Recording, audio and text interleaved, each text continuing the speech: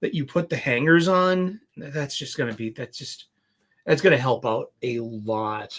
You know what's helping me out right now is this cup of tea. I've had this coffee mug since 1989, and the first big Batman craze of the Tim Burton's movie. Yeah, my mom's had it, and now it's mine again.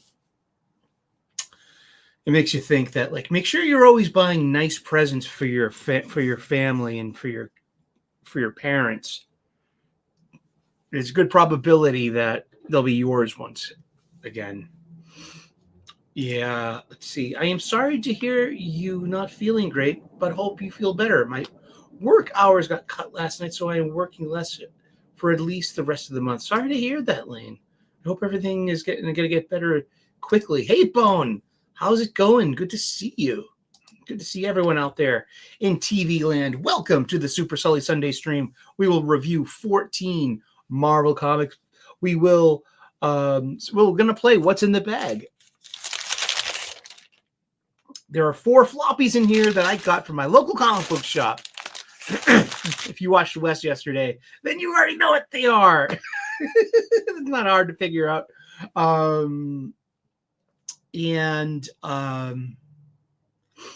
So yeah, Hollywood burning, LA's burning. Wow, Kip Ellis, hello, good to see you.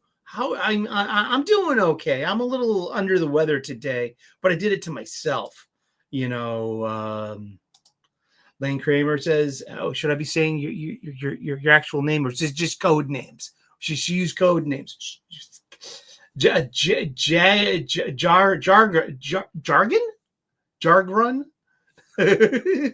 Jalgren too. I am having to re-examine what series I'm willing to stay with because I just cannot afford it right now. That's good, exactly.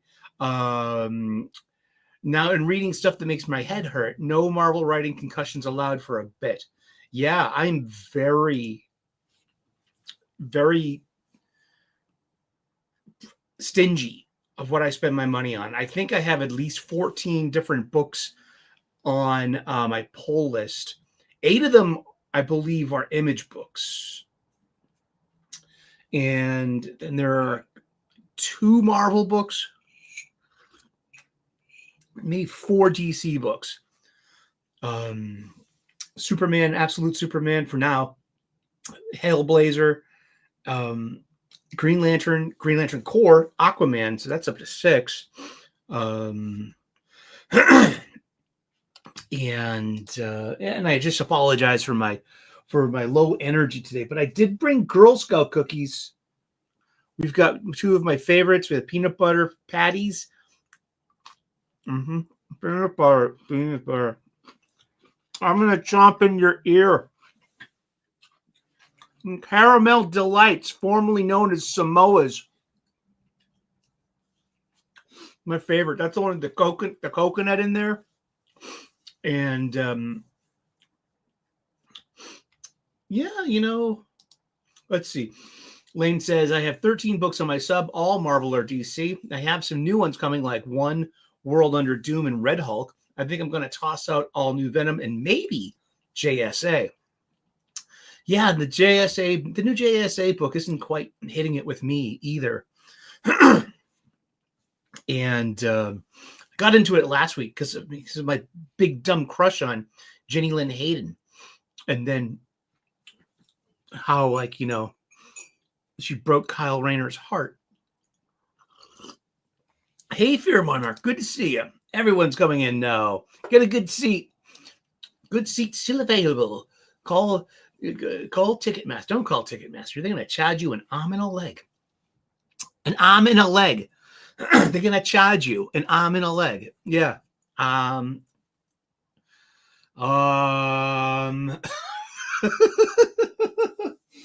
Let's see. Yeah, so please, if you have a chance, send prayers and your thoughts and prayers to the people of Los Angeles, California, as they endure this this awful, like, apocalyptic kind of shit. I mean, with all these wildfires and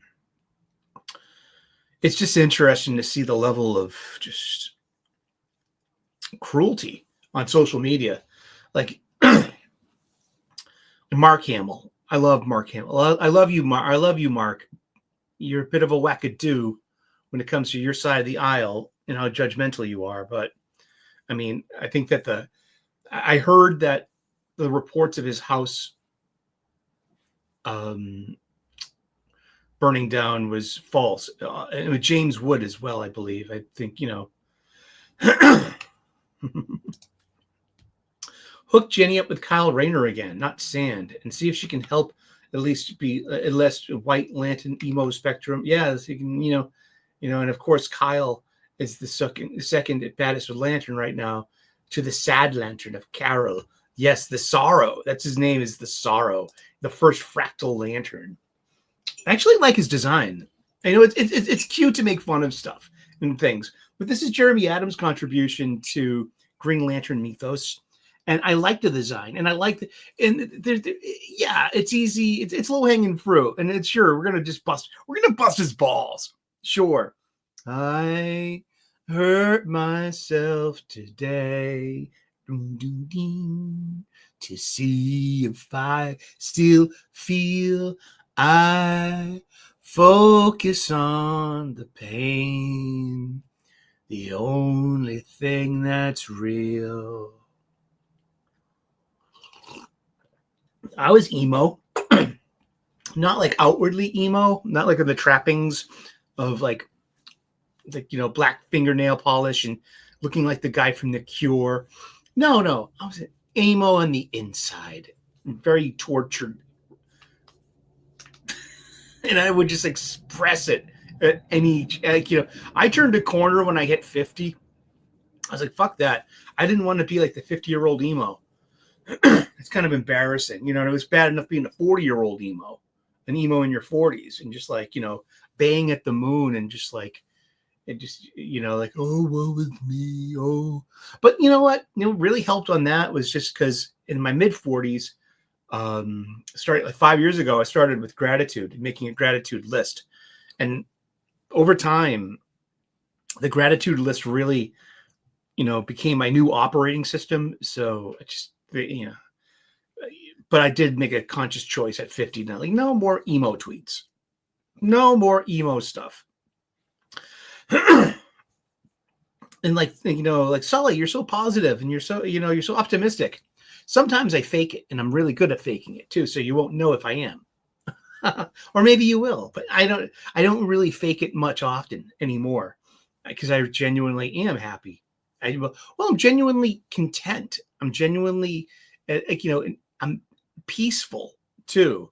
I still love The Cure. Do do do wah wah wah wah wah na do do do wah wah wah wah wah na do do do. Here's a cool one. Oh, what was it, Bone? What was the name of the guitarist of The Cure? Oh God, it'll come back to me in a second. But I saw Page and Plant play at 1995, 30 fucking years ago. Wow, at Play the Boston Garden, and the guitarist from the Cure was playing with them, and they did that Spider-Man song. Like, I'm not the biggest Cure fan at all, as you can tell, and but what's that? What's the Spider-Man song? The Cure. Let me go look this up real quick. You know what I mean? Spider-Man song. The Cure Spider-Man. It's called Lullaby. And that's from Disintegration, which,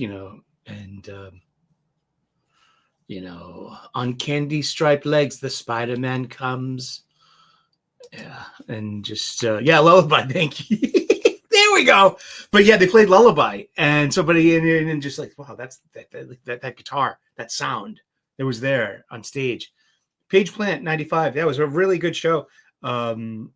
Got they had like a mini orchestra, and then like a Middle Eastern kind of orchestra too, for like they had a single called Yalla, I guess. And then also when they did Kashmir, it was fucking amazing. And just like in the way Robert Plant just talked between songs, and he was like, and this song is about 600 years old, and it's called Gallows Pole. And just like, I didn't know, that's so interesting. Hey, this is to the chat and Sully. For any of you who've been reading Ultimate Black Panther, what did you think of issue number 12? It's been my favorite Ultimate series, but the ending to this year-long story sucked.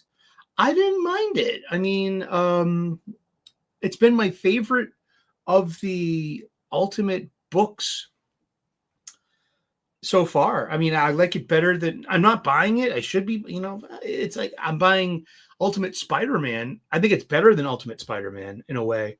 It's got more action. It's got action in almost every issue, so it's a real superhero book. And I like the court intrigue. I like, I like Storm and Eric Killmonger in the background like that. It's really doing the job it was meant to do. This can really sell to a general audience as well. It's not like Ultimate X-Men or Ultimates where it's like specifically made to its own ignorance, it caters to such a narrow part of an audience. And it's like, I think it's, and to its disservice, it's doing, Ultimate X-Men and Ultimates are doing a grand disservice, and just fucking Dennis Camp fans. Oh, seriously. I call them campers. Usually it's spelled with 3 Ks at the top, campers. They're like Snyder Bros, but a lot more soy. But they have all the same kind of reactive, territorial, entitlement and defensiveness that Snyder Bros do, defending their beloved interpretation. This is ours. You can't have it. With that kind of attitude, why would I want to share anything with you? Background's coming along. Hans and Carbonite. You can see my Macross Valkyries. The red light's back. I gotta find a better place for that. I got the lava lamp I gave my mom a couple of years back for Christmas.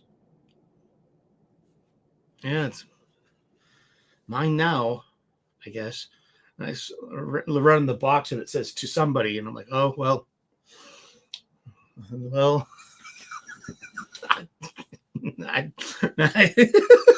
is mine now.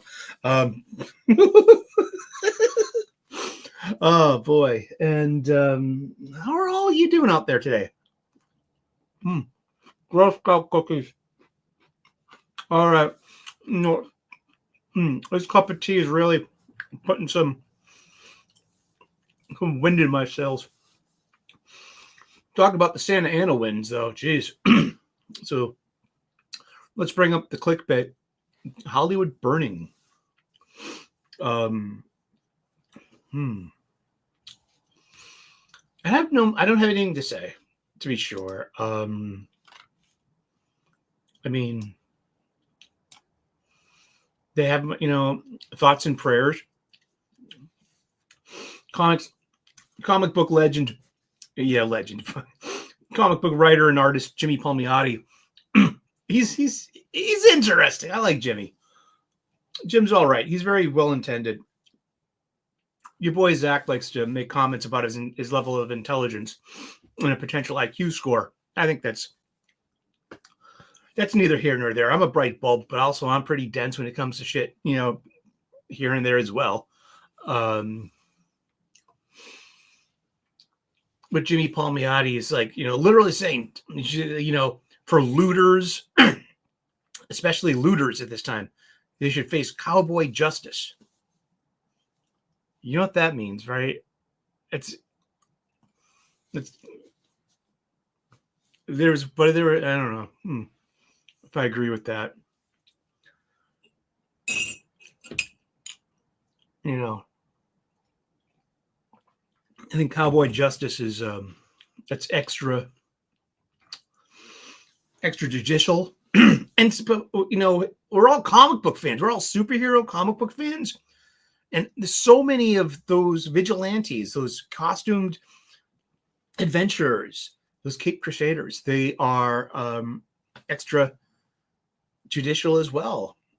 Over time, when they got the public trust, I believe, something like the Justice League, probably I mean, what kind of government sanction do they have?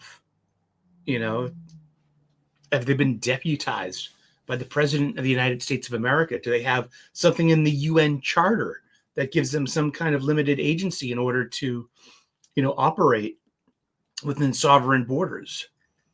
And then the whole, like the thing of Kondak and Black Adam. I've always found that fascinating. That's talk about some good Justice Society of America and Jeff Johns. I mean, just like the whole the stuff with Black Adam and being a world leader, being what is Black Adam? He's not Pharaoh of Kondak. He's not prime minister either. He's not president.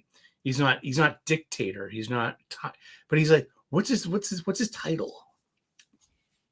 I don't know. But yeah, Hollywood. And it's funny too. It's not that well because it's like there have been so many Hollywood burn things going on. There was a Hollywood burn, an Alan Smithy movie. This is really kind of not that great of an indie movie from the 1990s. And there's also a 1989 Public Enemy song. I think it's 1989, the number, another summer, get down, oh, sound of a funky drummer. I love Public Enemy, man. I like hip-hop. I like good hip-hop music, Redman just dropped a new album, and he's still got it. I love Redman. You know what I mean? East Coast, West Coast, Dirty South. Yo, Ludacris. I got hoes in different area codes. I can spit every word from Straight Outta Compton, but I don't like dropping the N-bomb. I don't use that word. I don't even think black people should use N-words anymore. Why not? Let it die. Let it be in history's bin. So what?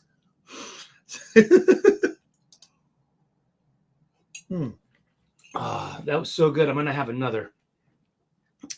I get 2 tea bags in my grandma's tea kettle.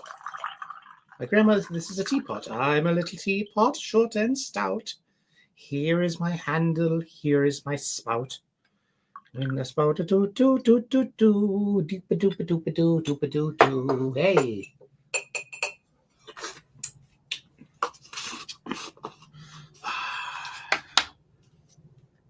Just a spoonful of sugar helps the medicine go down. Yes, my sugar bowl. I'm a dude. I don't need a sugar bowl. But I have a teapot? Well, it's my grandma's teapot. Just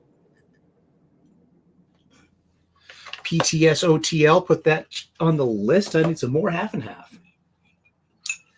I don't usually use milk. And I don't drink milk. I don't really. I drink my coffee black. But so I'll carry a quart of no, it's a pint, 16 ounces. It goes a long way. Yeah, and I don't know if I'd. But yeah, I mean, burn, Hollywood burn. I smell the riot going on. First they're guilty, now they're gone. Yeah, I'll check out a movie, but it'll take a black one to move me. Get me the hell away from this TV. All these views are beneath me. Like, and Big Daddy Kane's on that track, and so is an Ice Cube. Ice Cube is down with the PE. Now every single bitch want to see me. Burn, Hollywood, burn. Burn, Hollywood, burn. Yeah, it's a PE. That's Public Enemy track from Fear of a Black Planet. Fear of a Black Planet. Great album. But yeah, I can spit every, Straight Outta Compton, crazy motherfucker named Ice Cube, from the gang called with attitudes. When I'm called on, I gotta saw it off, squeeze the trigger, and bodies get hauled off. You too, boy, if you fuck with me, the police are gonna have to come and get me off your ass. That's how it's going out. For the punk motherfucker that's showing out, brothers wanna rumble. They start to mumble, mix them in, cook them in a pot like gumbo. Going off on the motherfucker like that. With the gat, that's showing up your ass. We'll give it up smooth. Ain't no telling when I'm down for a jack back move. Here's a murder rep to keep you dancing. With a crime record like Charles Manson. AK-47 is the tool. Don't make me act the motherfucking fool. Del is Ice Cube's cousin, really. Del the Funky Homo Sapien. Yeah. I loved him when he was on, he did the first Gorillaz album. Because it was like, it was unmistakable. I ain't happy. I'm feeling sad. I got sunshine in a bag. I'm useless, but not for long. My future is going on. It's going on. Really? Ice Cube's last album was great. Came out a few weeks ago. Highly recommended. I follow all these old hip hoppers on Twitter. I follow Chuck D. He's interesting. He's an artist. He really is. He's a writer. He's a performer. He's a rapper. My dude, Chuck D. Charles Ridenhouse. Chuck D. Blackman. That's his stage name. Yeah, man. Fucking. And I follow Cube. I follow Ice-T. Ice-T is great. I love his takes. I follow Cube. I follow Redman. I think I follow Wu-Tang. I'm pretty sure. And I still can't get over Damon using a present for some. Yeah, huh? I liked Gorillaz for a long time. Then just like, what was it? Plastic Beach. Well, Plastic Beach was a long time ago now. I mean, I never buy new music anymore. I mean, I did last year. I bought one new album. It was in Times Roman. I think that's the name of it. Queens of the Stone Age. Their last. It was good. Yeah. Yeah. I mean, but it was a while ago now. Yeah. And but yeah, let's Hollywood. Let's send them some. I mean, and all the stuff about how woke stuff is, how Hollywood needs to be. Well, this is all. Think of all the mean shit we've said about Hollywood and actors and actresses and the culture, and not just like of bad movie making and how woke took over Hollywood, and but also then the Harvey Weinstein kind of level shit, and the Me Too stuff, and the Epstein Island stuff, and the Diddy shit, just all of this like elite decadent stuff. Guess what? I mean, they're human too. I mean, there are more civilians in that area too. It's kind of like, just, yeah, this is tragedy. I mean, like, and yeah, and it's something that should be saved for a politically incorrect Friday on the Live and Learn Gratitude show. I usually do an anti-political rant kind of message on Fridays. I've started doing that for the election year, because I used to have a political acumen. I used to watch Meet the Press every Sunday, 10:30 a.m. on NBC. I used to read the op-ed in the newspaper, and I just politics, schmolitics. You know what I mean? And that Humans follow-up album is a mixed bag, though. They definitely lost the spark from Plastic to Now. Yeah, I mean, it's hard to keep the thrill going. I mean,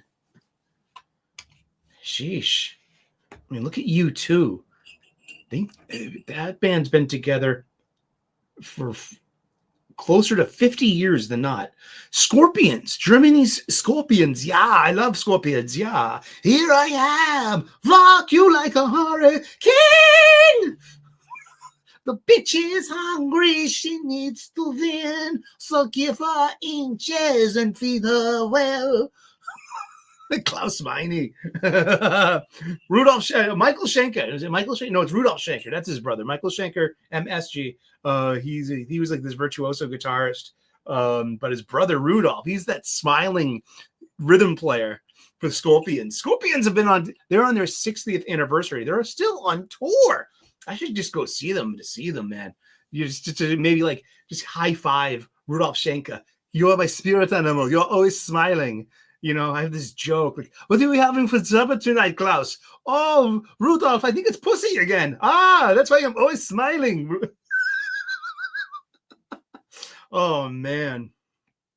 Yeah, Scorpions have been going on 60 years, and they're still touring. They're probably I wonder how many original band members are in Scorpions. Scorpions is an interesting band, too, because they're early 70s stuff. They're late 60s, early 70s stuff before they went heavy, hard rock, heavy metal.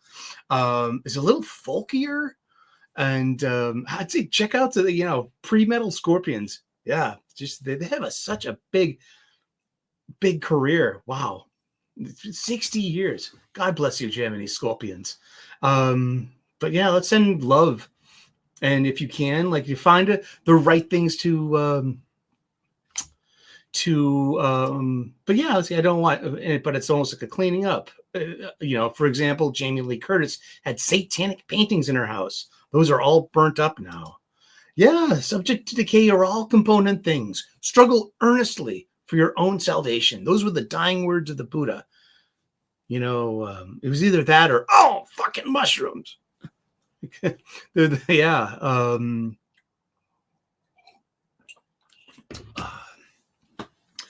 Subject to decay are all component things. Struggle earnestly for your own salvation.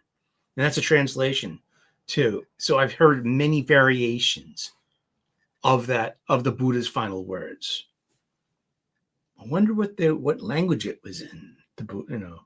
Was it in Sanskrit? Let's get it. We have the internet right here. Buddha's final words. Original. Okay, the Buddha's final words were, disciples, I declare this to you all. All conditioned things are subject to disintegration. Strive on untiringly for your own for your liberation. In Pali, so the words, the Buddha also said things like, be a lamp unto yourself. Be a refuge to yourself. Take yourself to no external refuge. He was encouraging his followers to find the truth within themselves and not rely upon him or his teachings as the source of wisdom, peace, and well-being. Indeed. Yeah. So yeah, disciples, I declare to you, I declare to you, all conditioned things are subject to disintegration. Strive on untiringly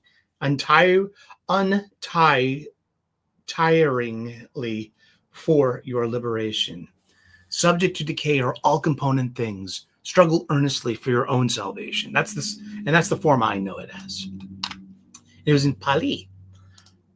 Lane Kramer asks, so, Sully, do you like the absolute editions at DC Comics? I own 2 myself. Plan to get the Sinestro Corps in March. I have Sinestro Corps in floppies. Absolute editions are great because they're a little bit oversized, so you can really get into the art. I do dig European sized stuff. I get, and also when you can really get lost in the art. I mean, and but to answer your question, I have 0 absolute editions. I don't, that could change in the future. That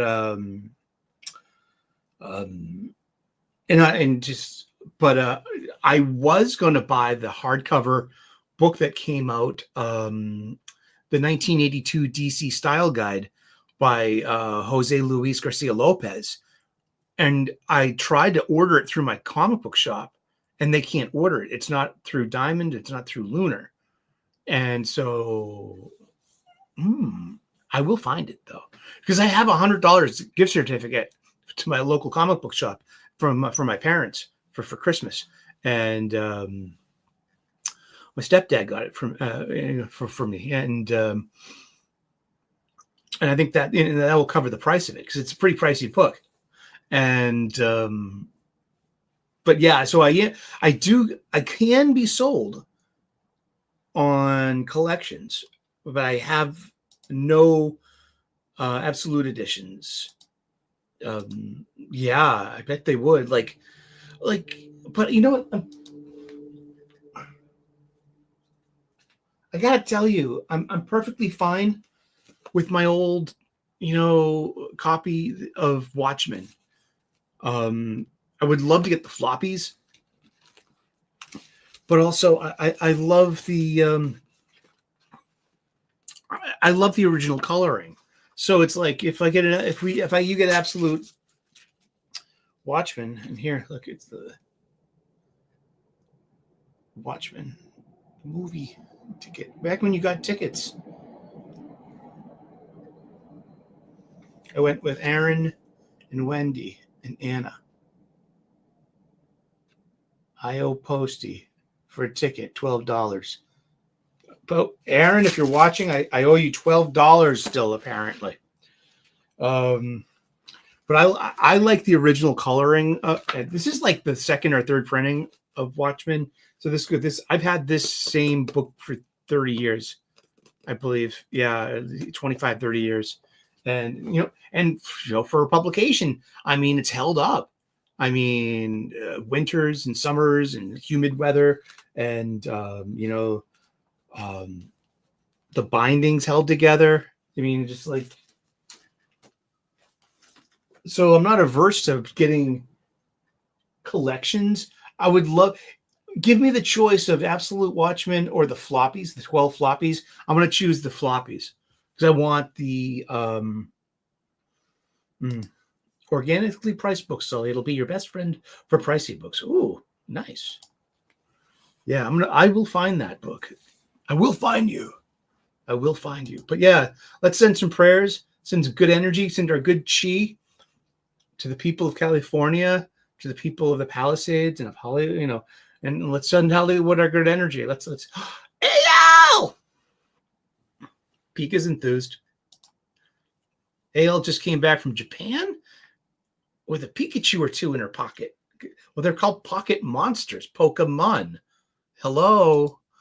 It's a portmanteau, a word created out of two or more words to Pokemon. He's got your Pika.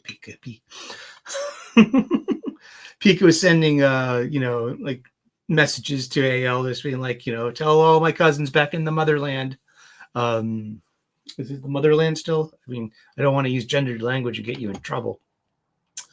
We're going to talk a bit about Absolute Batman #4. Kind of a big conversation about it yesterday on Wes's Thinking Criticals, Comics Aficionados. It's the Saturday show. You'll see me on. You can count on seeing me on the show.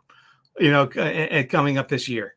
Wes asked me to be a regular.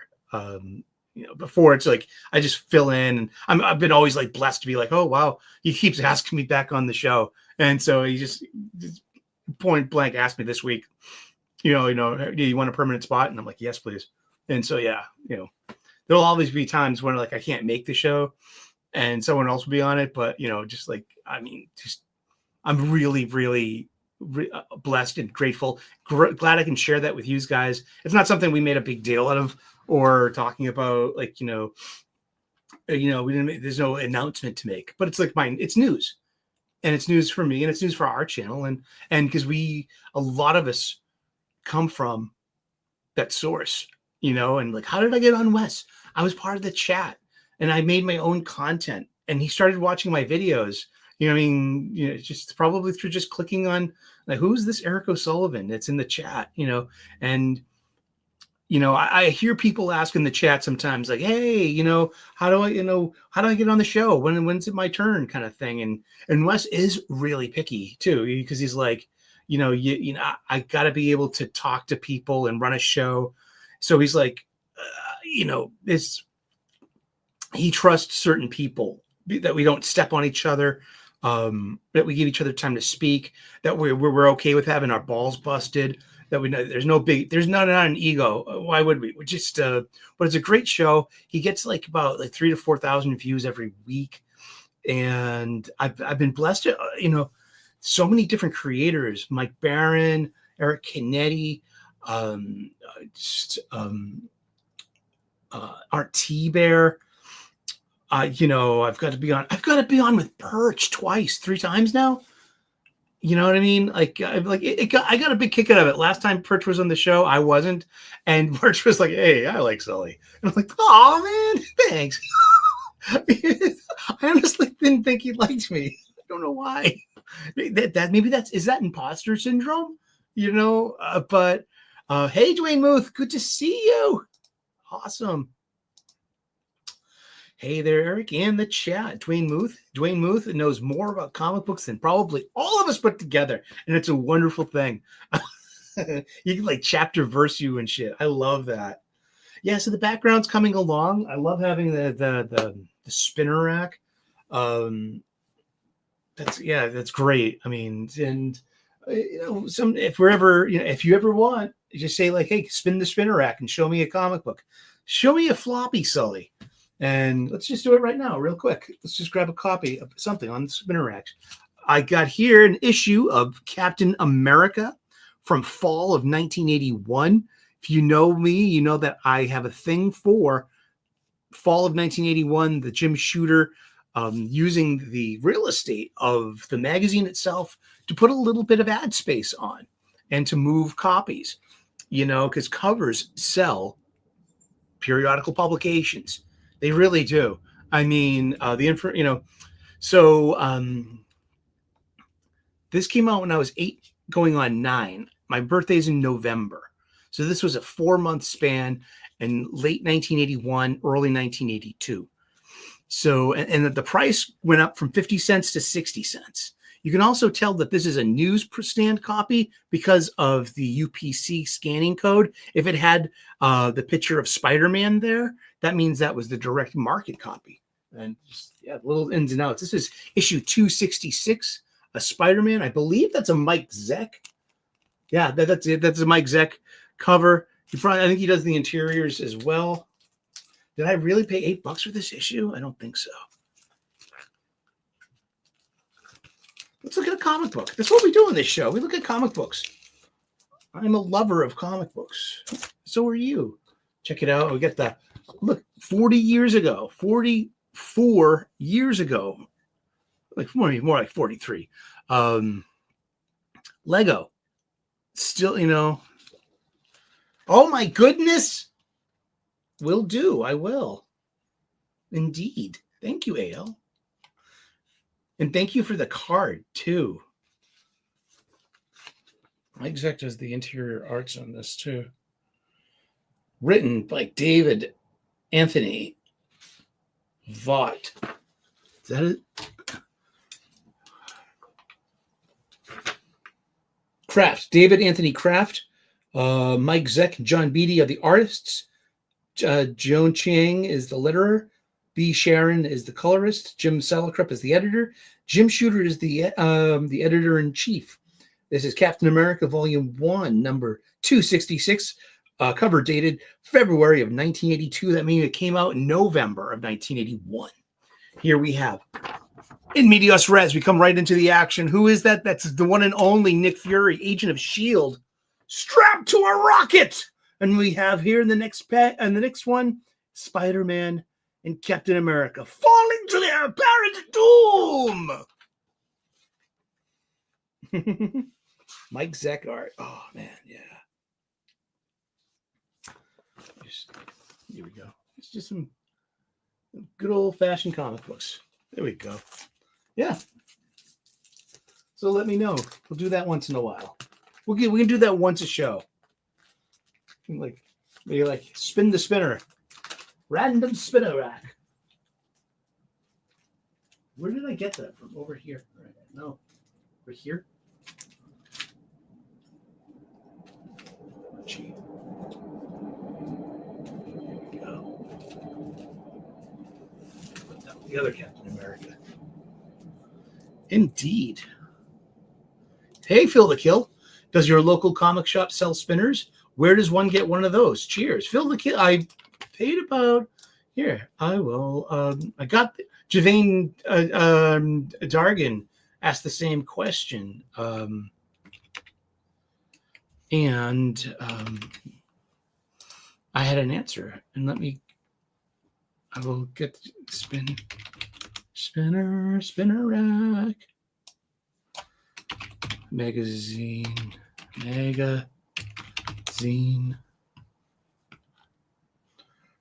Ordered September 5th, 2018.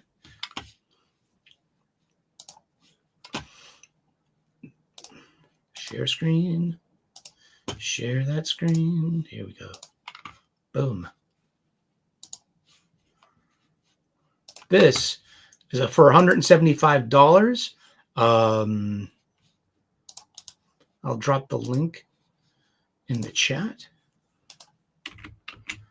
Here you go. So it was at a decent price. It's got 16 pockets, 4 on each side.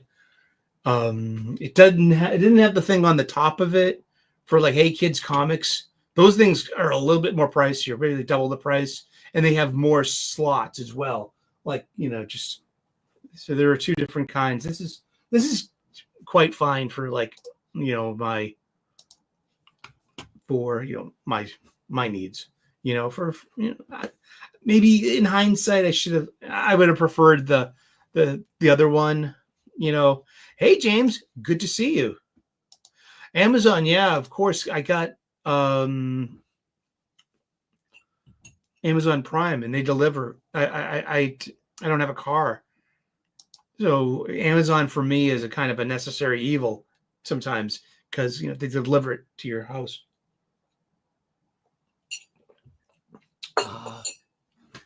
Tea time. Tea time is over. Good to see you, James. Awesome.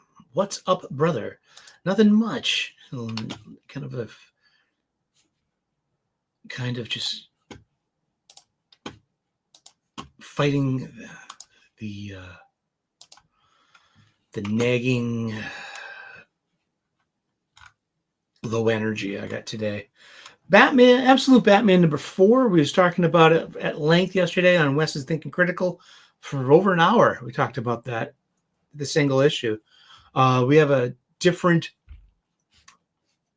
line artist, is Gabriel Hernandez Walta, and this is my first time seeing their stuff. Let's look at some covers, because we like to look at covers here. We like to look at art. These are the variant covers. So Snyder was saying that like it was part of his vision to at issue 4 to have a different artist, so that Nick Dragotta did issues 1, 2, and 3, and 5, and it's going to be of 5 because it's a 5-part initial story. Comic book arcs have kind of been shrunk from 6 issues to 5 issues. And I wonder if that's because, you save 20, 22 pages in the trade paperback of paper, and of you know what I mean? And of paying the artist and of paying the writer. So what we got here? This is the Yasmin Putri cardstock variant. I like this one. And this is Francesco Francavilla. I love Francavilla. I actually see. So this art kind of represents what's in the book, because you have this Gabriel Hernandez Wilma style that has lots and lots of hatching and lines and line work and line weight to it. Who's this? This is the James Harren 1 in 25 cardstock variant. Tiny head, huge musculature. This is really cool. Jorge Fornes 1 in 50 variant cover. Still, I like the Francavilla the best, though. And it was a flashback story. It's the essential origin issue of Absolute Batman to explore Bruce Wayne's past, his inevitable future to go bigger. And it's a I ended up being, having a good opinion of it.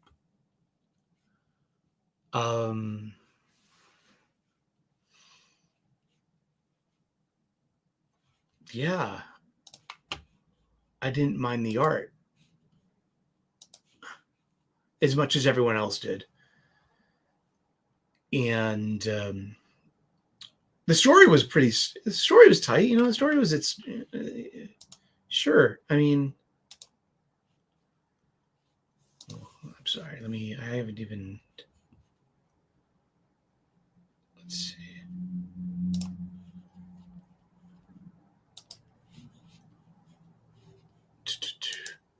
Sorry about that. I'm getting caught watching the paint dry, aren't I? Let's see. I'm smashing my own like button, and I'm hitting the create a post and sharing this. Woo! What did I shit, what did I do?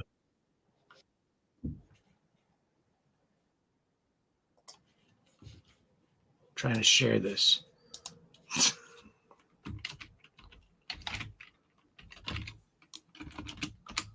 Here we go. All righty.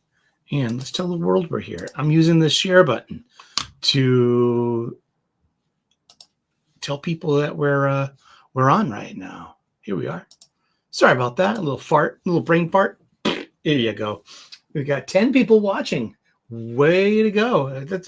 We have a dedicated, the few, the proud, the brave, the funny books. Mm-hmm. Are you reading Absolute Batman? It's pretty good. All three of those Absolute books are pretty decent, in my humble opinion.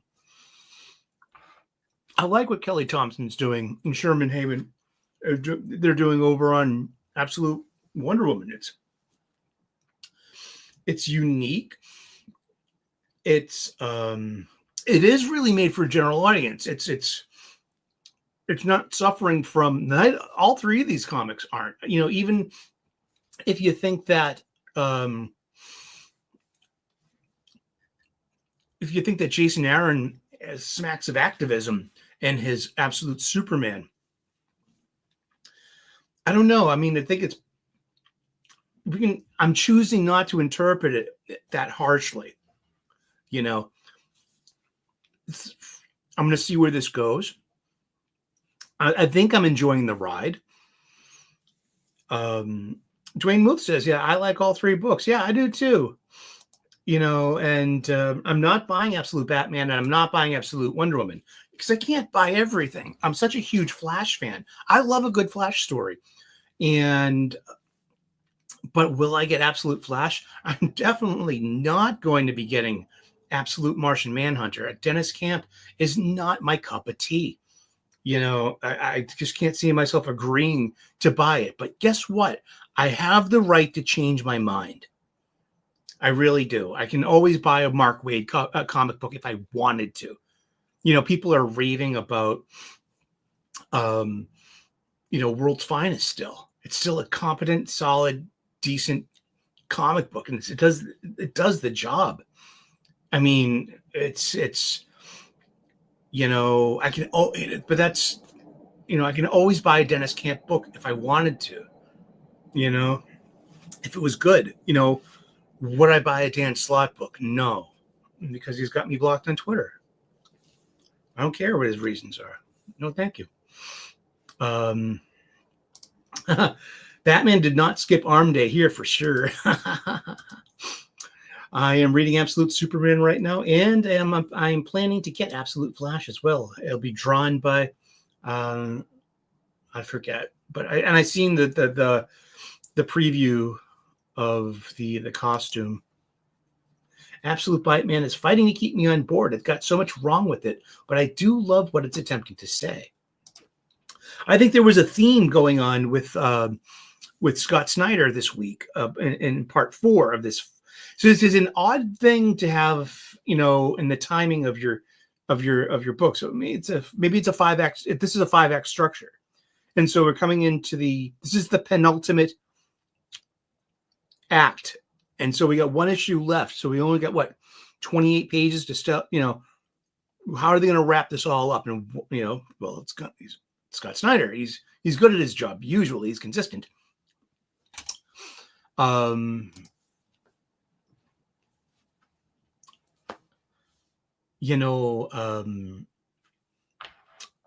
it's such an odd place to put, an art change. But maybe he says that was done on purpose, I guess, because it's mostly flashbacks.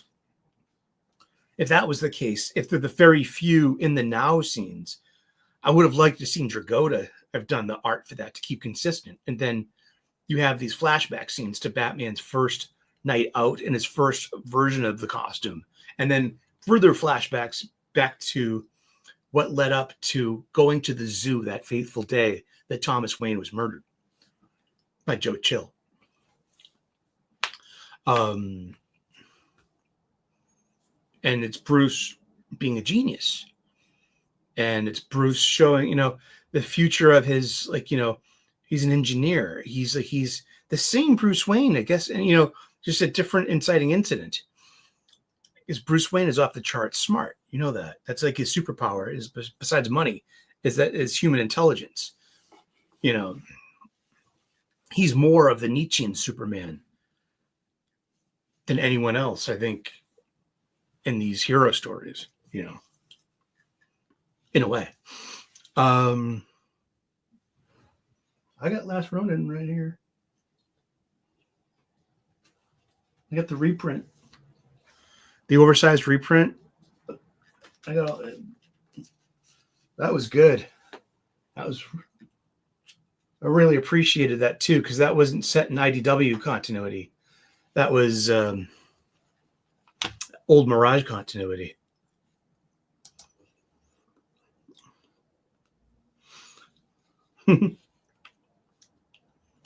Like Last Ronin did, huh? Wonder if that had a hand in why that was so well received despite the delays. Sometimes, yeah, people, you know, what else had delays? Dark Knight Returns had delays. What was that, 86? But damn, what we got, just, you know, in hindsight, just people forget about that. I will say, after finishing up finally first year of Ultimate Spider-Man, I like 7 issues, disliked, bored by 5 of them. Yeah, huh? I do feel the series might be the most overrated of 2024. 8 out of 10 book to me. No Ultimate books for Dwayne Booth. I do have high hopes for Ultimate Wolverine #1, written by Chris Condon, right? And coming out this week. AL is not reading anything from the big 2. And that's why we're, a lot of us are happy Energon universe denizens. Let's see. But yeah, I mean, Absolute Batman. I was surprised I liked it as much. I really didn't start forming my opinion until I opened my mouth on the show yesterday. Hey, how's it going, Adam Frey? Good to see you. Drive safe. Always in the car when Sully is on. Cheers, man.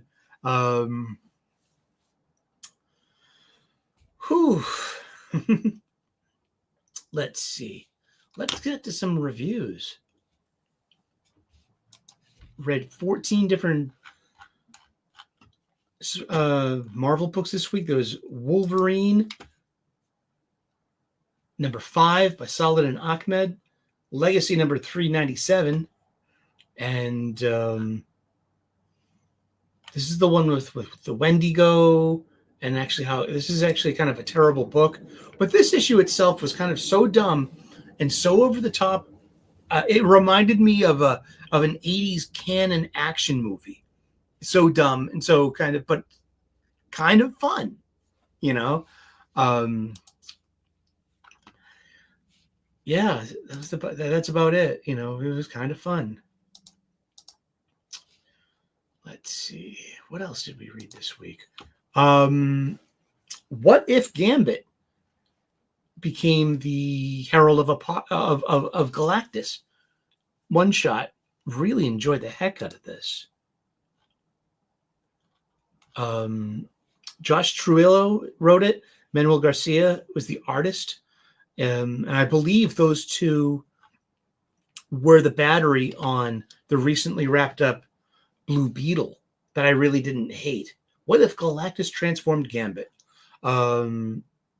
Really good art and really good design. Yeah, let me see. I'm going to share this screen. Let's share the screen with you. Let us look at some funny books together. Motherfucker. I love the design of Gambit here. Yes, I could make the Everqueer joke about purple pink, but that's always been Remy LeBeau's color combination. I love canon movies. They are undefeated for silly action and stupidity in their movies. Exactly. It's got to be it's a Golden Globus production.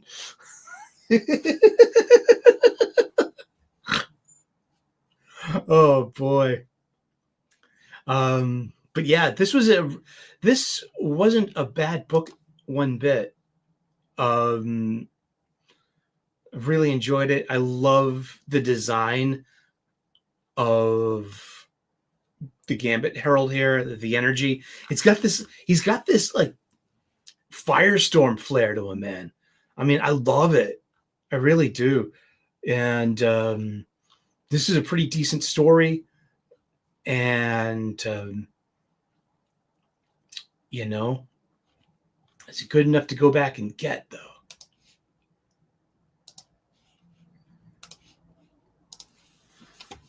Uncanny X-Men number 8, written by Gail Simone. We have art by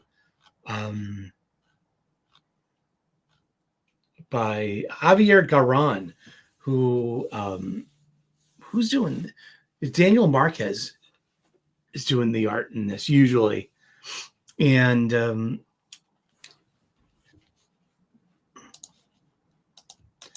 it's really hit or miss with this, man. Ladies, and anyone in between in the grand spectrum of humanity. Like, I like that onomatopoeia as part of the panel. And look, she's a YouTuber. And she's a conservative. This is all coding, man. I fucking hate this book. And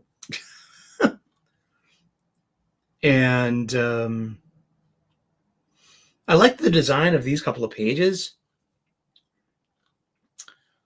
but then it gets a little awful. And there's like, Wes pointed this out on Twitter. And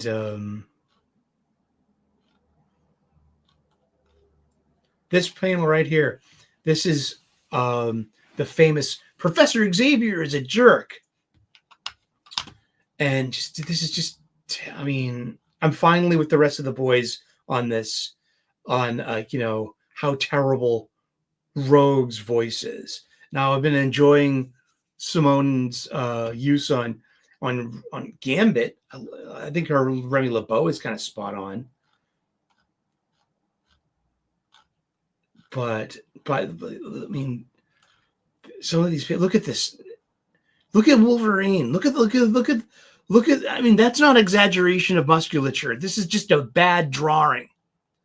Look at that. Is that supposed to be absolute Wolverine? Tiny head and massive arms. That's not foreshortening. You know what I mean? That's bad art. And just a lot of it's good, but then it's just like there's some suck to this too. I mean, look at oh my gosh.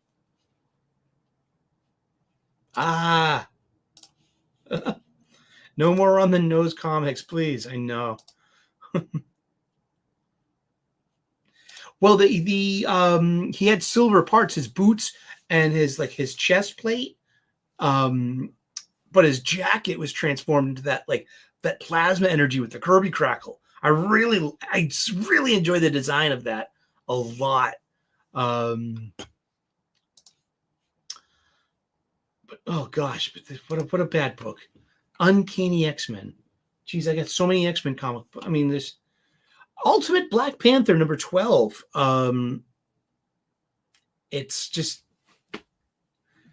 I can't tell you what's going on. It's just more of just court intrigue. I know it's the Maker's World it's T'Challa, and he's in opposition against Ra and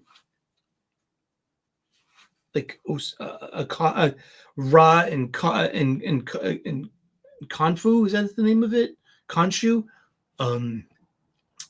against the Moon Knight stuff. But it's always got great battle. It's got great action scenes, good fighting, good art. I mean, I think it's consistent. It's a really good superhero book. I think it's the best of the Ultimate line. I can't buy everything. I feel bad that I'm not buying it. I really do. I can't buy everything though. I can't. I'm blessed and grateful that I have friends that share their drop boxes with me, nonetheless. And keep me in the know. I still have a freaking stack of independent books I got to get to as well. I mean, I haven't even read Geiger 10 yet. There's just so many new releases I haven't gotten to. Just been like, just life. But I usually make a point to get to them though. Star Wars Jakku, the Battle of Jakku Last Stand, issue 2, but it's 10 of 12, and it's actually some decent Star Wars set in the post Return of the Jedi world. You have a very pregnant, Leia and Han, and there's some decent Han and Leia moments, and there's some just, it's just a pity that it all goes to the First Order and shit. But Sentinels issue 4 of 5. It's been my favorite of the From the Ashes series. It's got parts in it that it's very much like Iron Giant, and then Akira, and the art's usually really good in it. The art in this issue was a mixed bag. Let's see, NYX number 7 by Lansing and Kelly. It's got to be the strongest of the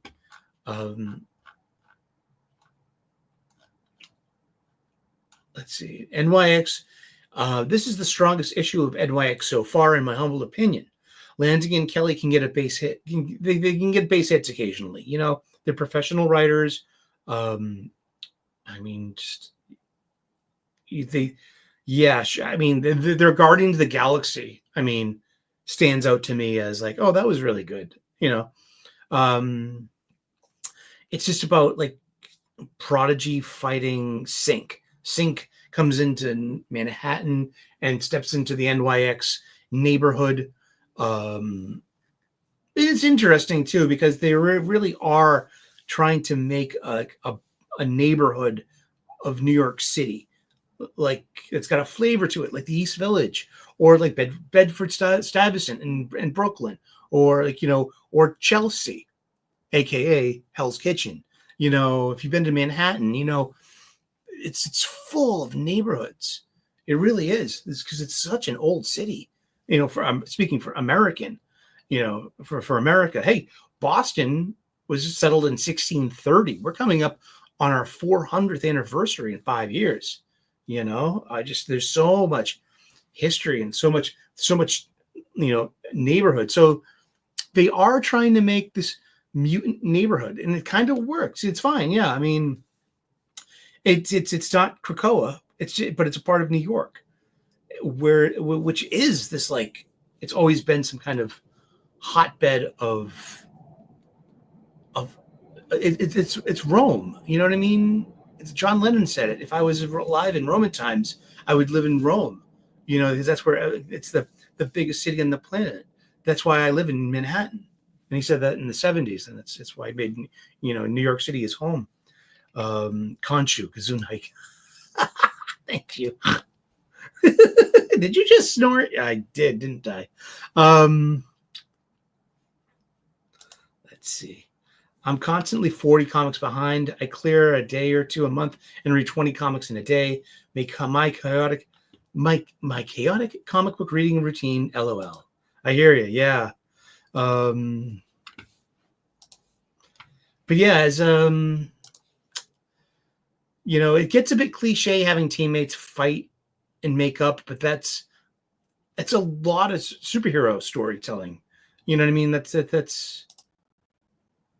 I mean, sure, it's cliche, but it kind of worked for this issue. NYX. I'm saying good thing. I'm being positive. I'm trying to be, hey, let's take every issue as they come and judge them fairly and squarely.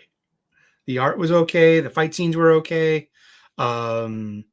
Maybe it's because this had a tighter A and B story, because it had the Sync coming into town, picking a fight with Prodigy, who's like the maybe like the prince of the tribe or something like that. He's like the unofficial mayor, the de facto leader of NYX, and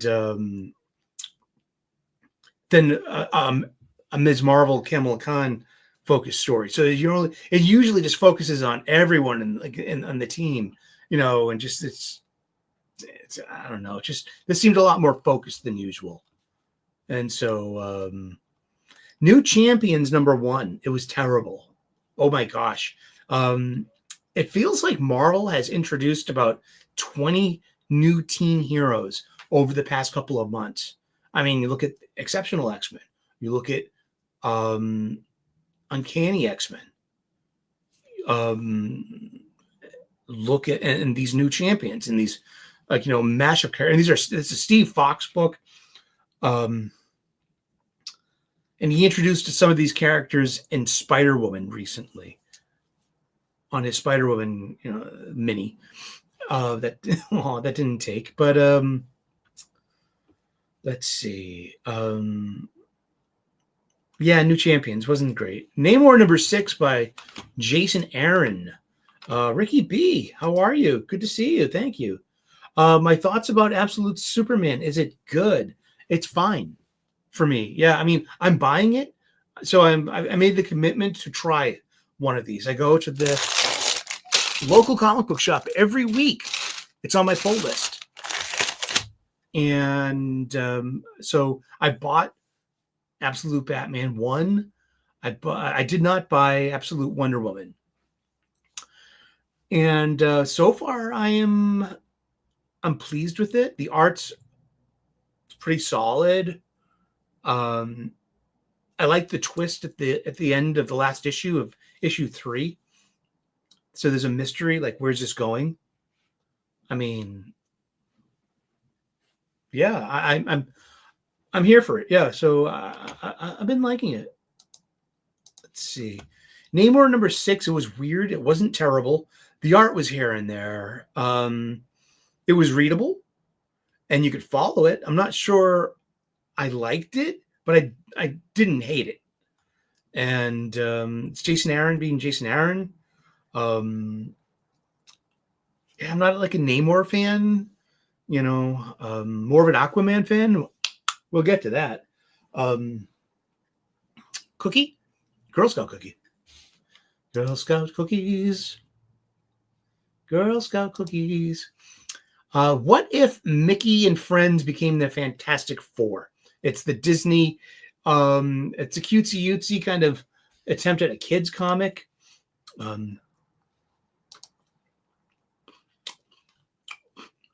$4.99, 31 pages. Plot by Steve Belling. Script by Riccardo Secchi. Art by Lorenzo Pastrovicchio.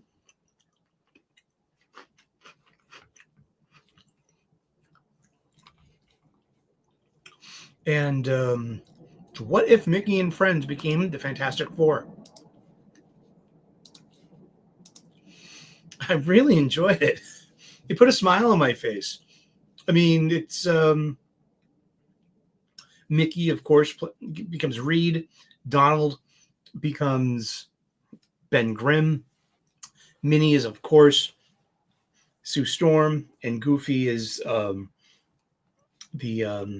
Goofy Flame.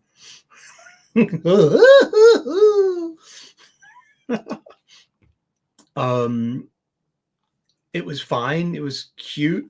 It worked. It was,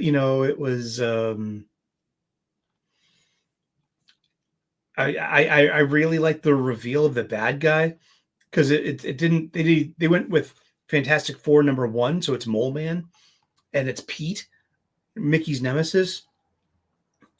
So I found this one very endearing. I liked it, and it was a likable book. Yeah, I'm with you there. Here's your Samoa. Here's your Samoa. Take your Samoa and eat it. Shove that in your pie hole.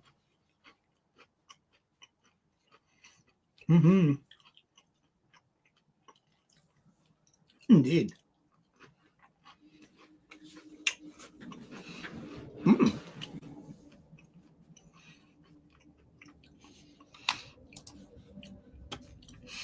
Yeah, I liked it. That's it. Yeah. Magic #1. Ilyana Rasputin gets her own book, and it wasn't bad. The art in it was pretty good.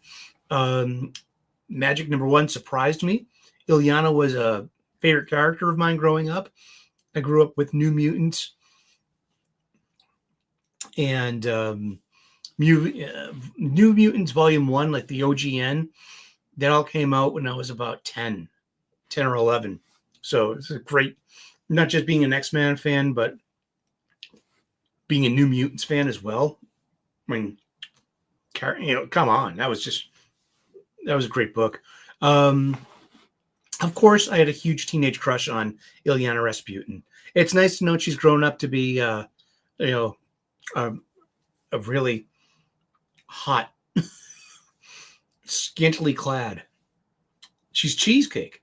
And I think her birthday is in this book. So it starts off with her birthday. And I think canonically she's 25 now. It's interesting when you do that because, I mean, seriously, how many times did she die and be reborn with Krakoa? There's got to be some kind of, resource out there. I mean, and does that do to the relative age of what has Krakoa and Resurrection done to the ages of your X-Men? I mean, is everyone young again? An interesting question. Like, why didn't Ilyana choose to be a teenager again? Like, coming back from Resurrection, can't you put in a request? Hey, listen, next time you bring me back, would you mind?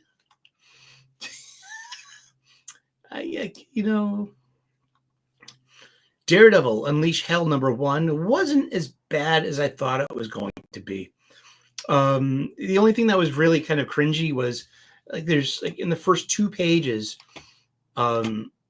Elektra has got to be referred to by a background character as Daredevil to drive home, to remind you that she is Daredevil and that people of Marvel Manhattan and of Chelsea and of Hell's Kitchen call her that.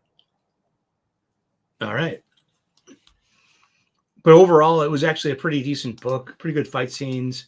And it was just about, I call it ye old chick affirming shite. Just like, oh boy. We got Amazing Spider-Man 65. There's going to be like 14 parts of the 8 Deaths of Spider-Man, I think, at least 12. They already have the next issue is like a 0.1 issue. I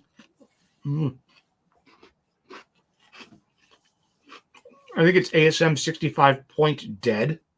That's like I think that's the name of the issue itself. Yeah. The 8 Deaths of Spider-Man, 65 Point Deaths. It's written by Derek Landry. Kev Walker does the art, and it's That's a. It's like, yeah, it's a cash grab part. It's a tie-in. It's a tie-in. But this week's was 65, written by Joe Kelly, and art by Kafu. And it was pretty darn good. I liked it. I'm not gonna.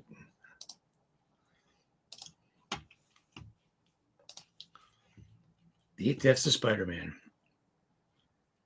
We got a Mark Bagley cover. A big whooped. But let's look at some Amazing Spider-Man. It's the long-awaited 959th anniversary issue. The wildest shot, Yeah, it's that's nice. I like that.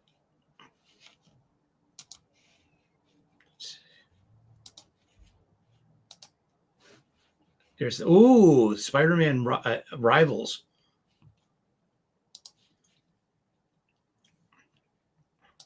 I like the design of that. And we have a Scotty Young 1 in 100 black and white. That's pretty cool, though. And that's the new spider costume. That's his mystical spider costume. He's been charged with a task by here we go. Sorry, that would help. Thin mints are my least favorite, so you can have all my thin mints. I'll share them with you. So yeah, that's the Scotty Young 1 in 100. A 1 in 100 variant. Your store has to order 100 copies to get this one issue, which they'll sell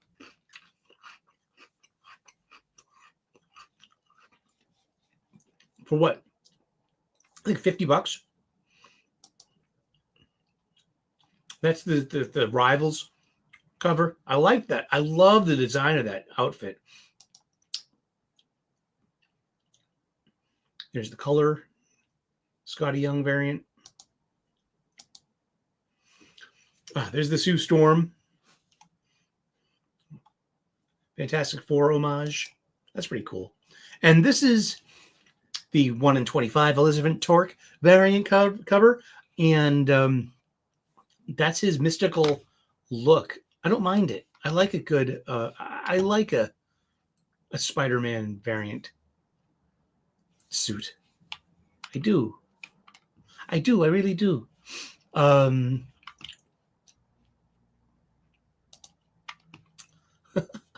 And so buttons. It's just part of it. Yeah, sure. Maybe you might have a practically use one of these, it'll near the end of the story there. But this is going on for till issue 70 at least. So there's 1, 2, 3, 4, 5, 6 more issues of ASM. Actually, no, there's an issue 68 Point Deaths. Oh, gee, really? Who's that written by? Christos Gage. With art by Mark Buckingham, though. Okay. That might be fun. Mark Buckingham's a really good artist. It's not enough Buckingham love. But I don't have the problems the rest of the rest of the aficionados have, like big, they don't like Amazing Spider-Man. And I dig it. You know what I mean? It's like, but also I'm like, I like fun. I'm not hard to please. I like, I'm very forgiving of stuff. Issue 65, the one with the holding on to the globe. I thought that was pretty. I thought the Kafu art was really good. We had McGinnis. Then we have then we have Gleb Malinkov. Then now we have Kafu, and it's like, okay. I mean, I wonder. Let's see. Ed McGinnis will be coming back by the end of the book, the end of the story. McGinnis and Kafu splitting duties on issue 70 of ASM. Justina Ireland, and then Andrea Braccardo will be doing issue 68.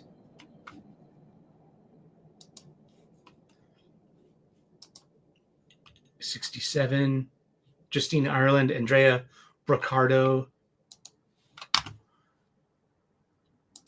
So we're going back to Justina Ireland after this short break. Counter Earth Spidey wore a shawl in the cartoon. I liked that outfit. That was an interesting Spider-Man show. So what was that called? It was Spider. It wasn't Extreme Spider-Man. No. Spider-Man Beyond? No.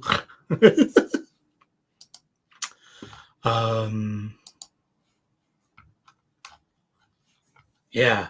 Oh yeah. And last but not least,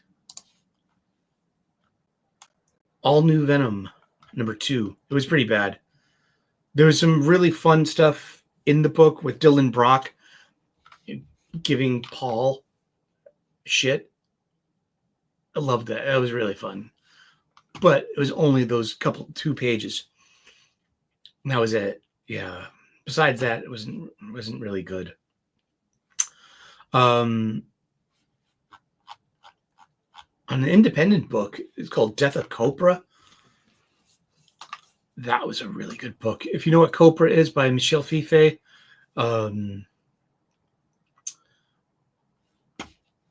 thought it was really good. Yeah. Capra is based. I mean, yeah, Copra is based. Yeah, this was such an interesting issue. It's really well done. I like the lettering. I like the mood, the tone, the coloring, the art. I like everything about this book. It's really, really awesome. I've read a lot of it. I don't think I finished. I put it down. I hadn't touched it. I hadn't seen Copra in years. That was so good. But what's in the bag? What's in the bag? Let's see. I only spent about $19 at my local comic book shop this week, but everything here was on my pull list. I got 2 from Dark Horse. Mark Miller had 3 books out this week. Prodigy, Slaves of Mars. I'm not tuned into that. I am tuned in to Jupiter's Legacy finale. It's okay. I have like the majority of all the Jupiter Legacy books, and there's only a couple that I don't have, like probably less than 10 floppies I need to hunt down, and I'd have, just to have the complete thing. And so I'm not exactly thrilled with it, Jupiter's Legacy. So, but I'm getting it. I made a commitment. It's 5 issues, so like 5 issues instead of 6. What? It's a new publishing standard, huh? Speaking of 5 issues, it's 5 of 5. It's Nemesis Rogues Gallery. I got the black and white variant cover just because I could. Yep, this is the B cover. Wolverine, Kick-Ass. Now this. Mark Miller, John Romita Jr. coming spring 2025. Looking forward to that. Love John Romita Jr. It's got a harsh ending, but should have seen it coming. What else? Nemesis. Yeah. Good shit. Dwayne Muth picked up Copra. It's on target. Thumbs up. I'm trade waiting because I know they'll probably do a deluxe to circle back around to absolutes. Ooh. Nemesis on target. The heart. I'm waiting for Nemesis and crossing my fingers and toes that we get a big old deluxe for all the Nemesis because it's technically only like 14 issues, and that's an easy, thick deluxe. Well, the thing is, there will be more Nemesis coming soon, and because we're informed at the end of this, coming soon, Nemesis Forever. That will be the next Nemesis book coming soon. Aquaman #1 by Jeremy Adams, and who's on art? John Timms. You know, it's really the big old splash page,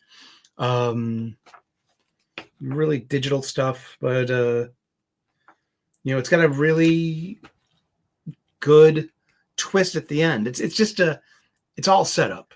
Not, you know what I mean? It's about catching you up. It's about, you know, let's like who's who. Where's Volko? No Volko in here before. And like 1 year before.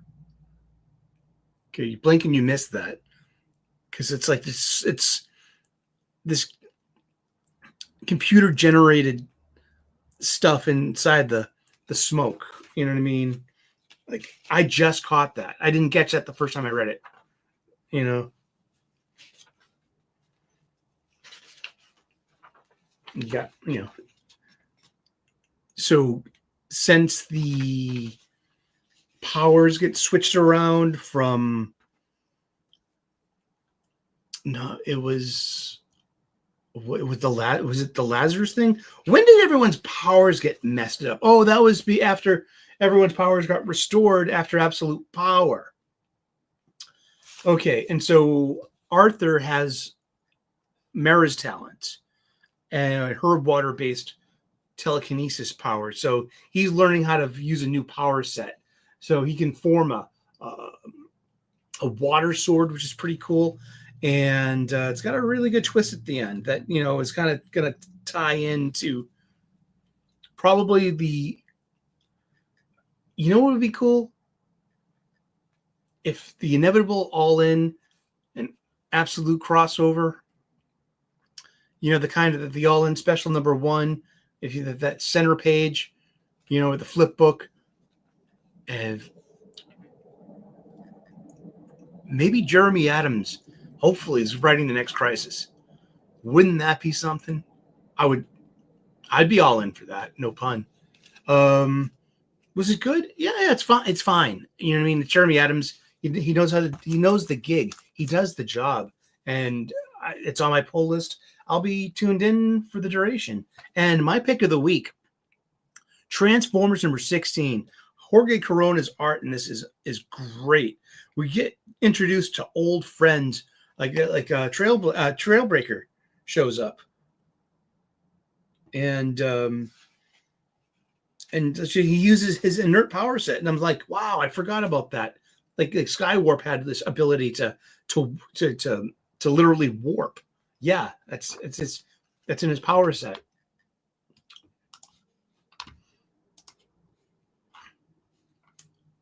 Let's see. Let us get back to this shit.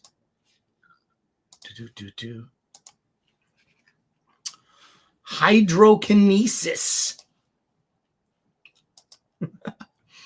But oh, look at that. Love these. I love the variant covers. This is the 616 Comics Tiago da Silva connecting variant. That's the other side of it. That's the John Jiang Virgin variant.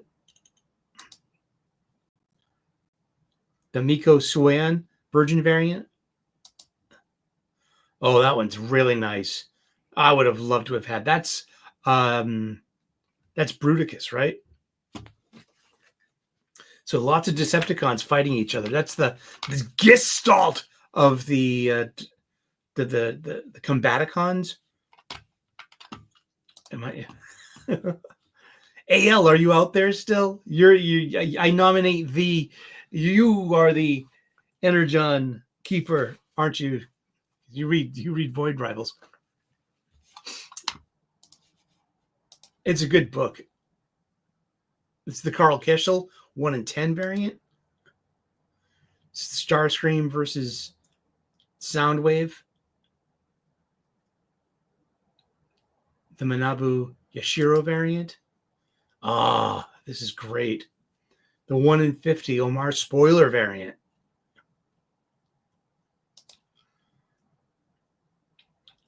Wheeljack. Is that Jazz? Yeah, and Optimus. That's the Chad Hardin foil variant. And back to the A cover. Great book. Big fights. Thundercracker and Starscream are going at it. Remember, Starscream was found by some of the Mars people. And they got hot wired into a hiss tank. So the lower half of Starscream's body right now is a Cobra hiss. It's not a Cobra, but it's a Mars hiss tank. And this is really good. Don't want to spoil it for you either. Optimus kind of gets possessed by his evil arm. Now it's like, idle hands. You know what I mean? He's like, his Megatron's out there somewhere. He's going to need that arm back.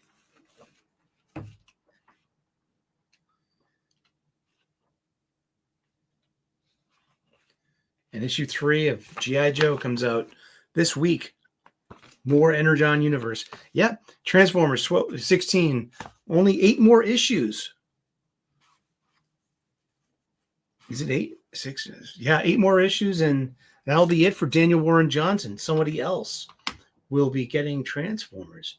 Well, that's about it for today. Thank you so much for tuning in to the Super Sully Sunday stream. We're talking about the comic books that we bought. We buy comic books. We go to the comic book shop once a week. Spend your money. The only way we're going to save comic books is to go to the store and buy them ourselves. That's how we're going to save comics. There is something out there. There is always something good to read. There's like 400 or more. Like, we all watch Perch. We know he said this recently too. Like, there are 400 or 500 comics out there every month. There's got to be something out there for you that's going to resonate with you, that you can spend your money on, and that you can devote some love and energy and attention to our hobby. The only way we're going to save comic books is if we go out and we spend our money at our local comic book shops. Yes, I know I got my spinner rack from Amazon. I know. I don't think you can buy them. Maybe you can, but I get my supplies at the local comic book shop. I get my bags, my boards, my boxes, and my new books and old books too. So we can keep this alive ourselves. Sorry. Whew, the day has caught up with me. I'm so glad I didn't bail on the stream and that I found a little gumption and some wherewithal in order to, to get it done. I'm going to make a steak now, some French fries, a nice big thick steak, and have a Sunday supper. And thank you all. I'm going to check on those football scores. Hope your team wins. And thank you so much for tuning in for another episode of the Super Sully Sunday stream, reviewing comics. Send love and thoughts to California and LA, and hopefully that they can make better choices. I mean, yeah, sure. I mean, yeah. Have a great day and tune in tomorrow morning for the Live and Learn Gratitude Show. We go back to work. Oh, you're going out. Oh, cool. I'm having steak. I hope you can do too. Yeah, I'm having fries. If you have a baked potato, let me know. I love a baked potato. Who's ready for some football? Yeah, huh? Everyone have a great weekend. Thank you all for showing up. God bless. Namaste. Good luck. Please smash that like button. Subscribe. Turn on those notifications. Ring that bell. It'll help the algorithm suggest our humble little program to the masses that need This is some good, positive, optimistic, sometimes a little ranty, but, a well-natured hanging out of friends and talking about comic books. Thank you so very much. God bless. Namaste. Good luck. And we will see you again in those funny pages. Ciao. Bye-bye.